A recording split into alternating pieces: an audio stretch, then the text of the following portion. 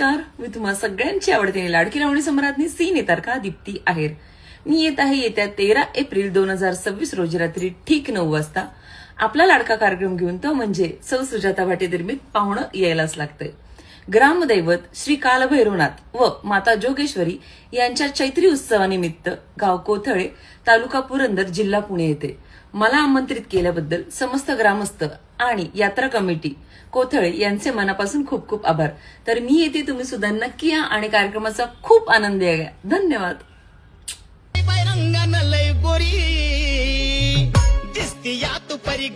स्वर्गाची सुंदरी